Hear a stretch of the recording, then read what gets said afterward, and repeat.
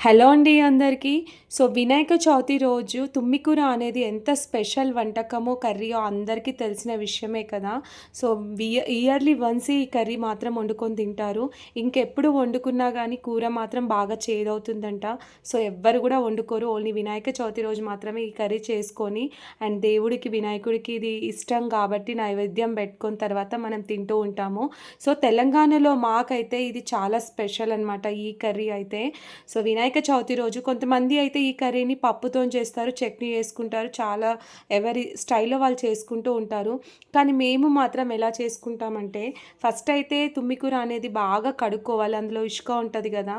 బాగా క్లీన్ చేసుకొని ఫస్ట్ అయితే స్టవ్ వెలిగించుకొని ఒక బాండీ పెట్టుకొని, అందులో తుమ్మికూర వేసుకొని కొన్ని వాటర్ ఏసుకొని బాగా ఉడికించుకోవాలనమాట.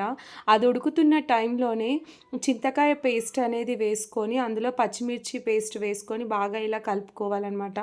అది కలుపుకున్నాక కొద్దిగా ఉడుకుతున్న టైంలోనే చిటికెడు పసుపు వేసుకొని బాగా కలుపుకోవాలి. అండ్ అలాగే ఈ కర్రీకి ఫ్రెష్‌గా అల్లం వెల్లుల్లి పేస్ట్ వేస్తే చాలా టేస్టీగా ఉంటుంది. అండ్ ఇది ఇలా దంచుకొని వేసుకొని తగినంత ఉప్పు వేసుకొని బాగా కలుపుకోవాలి. అండ్ మెత్తగా ఉడకాలన్నమాట ఇదైతే. సో, ఈ ప్రాసెస్ అయితే మా అత్తమ్మ చూపిచ్చింది. మా అత్తమ్మకి వాళ్ళ అత్తమ్మ చూపించిందంట. అందుకే మేము ఈ స్టైల్‌లో చేస్తాము. కొంతమందైతే పప్పు, చట్నీ అలా ఎలా ఇష్టంగా ఉంటే అలా చేసుకుంటూ ఉంటారు. అండ్ మెత్తగా ఉడికిన తర్వాత ఇలా పప్పు గుత్తితోని బాగా రుద్దుకోవాలి. అండ్ తర్వాత మరొక బాండీలో స్టవ్ వెలిగించుకొని ఆయిల్ వేసుకోవాలి. అందులో పోపు దినుసులు అన్నీ వేసుకొని, ఎండుమిర్చి వేసుకొని బాగా పోపు పెట్టుకోవాలనమాట.